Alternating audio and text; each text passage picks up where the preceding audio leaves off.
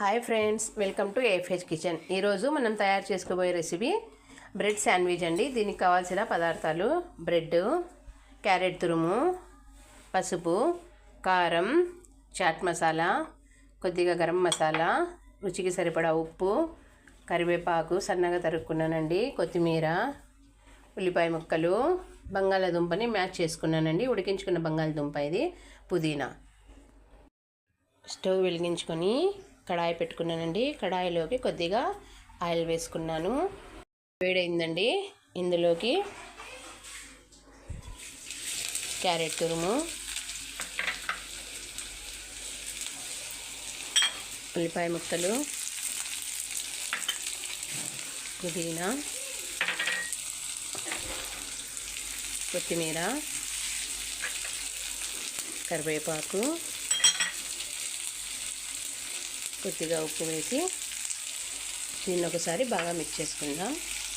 ఇందులోకి చిటికెడు పసుపు కూడా వేసుకుందాం. వేసి ఒకసారి దీన్నంతా బాగా మిక్స్ చేసుకుందాం.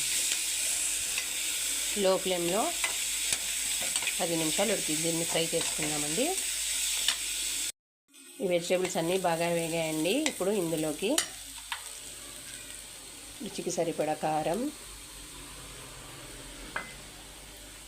చికెన్ మసాలా పౌడర్, చాట్ మసాలా అన్నీ వేసి ఒకసారి బాగా మిక్స్ చేసుకుందామండి. మిక్స్ అయిన వాటిలోకి ముందుగా మనము ఉడికించుకున్న బంగాళాదుంపని కూడా వేసుకుందాం. వేసి వీటన్నింటిని బాగా మిక్స్ చేసుకుందాం. చూడండి, మిక్సర్నంతా బాగా మిక్స్ చేసుకున్నాము. ఆలు వేసిన తర్వాత కొద్దిసేపు ఫ్రై చేసుకుందామండి లో ఫ్లేమ్లో.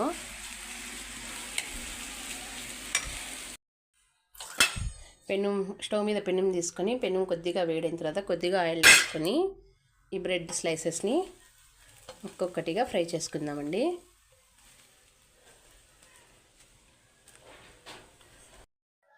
ఇలా రెండు వైపులా ఫ్రై చేసుకుందామండి. దీని మీద ఇలా స్టఫింగ్ చేసి దీన్ని ఒకసారి మళ్ళీ ఫ్రై చేసుకుందాం.